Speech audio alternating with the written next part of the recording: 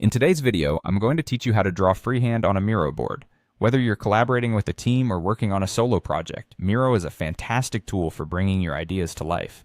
First things first, you'll need to open your Miro board. If you haven't already set one up, simply log into your Miro account and either select an existing board or create a new one. This board will serve as your canvas, teeming with endless possibilities for creativity. Once your Miro board is open, direct your attention to the left side of your screen. This is where you'll find the toolbar that houses various tools integral to your Miro experience.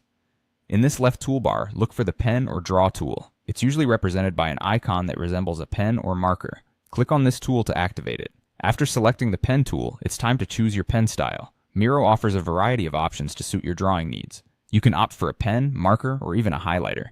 Each of these styles has its own unique stroke and effect, so feel free to experiment and select the one that best aligns with the vision you have for your drawing.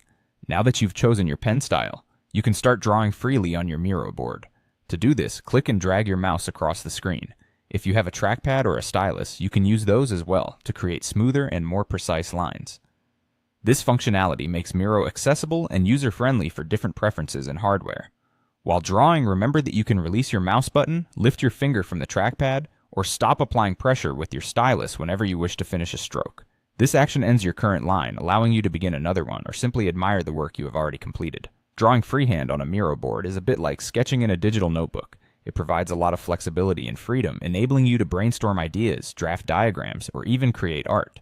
The key is to get comfortable with the tool and have fun experimenting with different pen styles and strokes. If you make a mistake, don't worry. Miro's user interface is intuitive, and you can easily undo or erase any unwanted lines.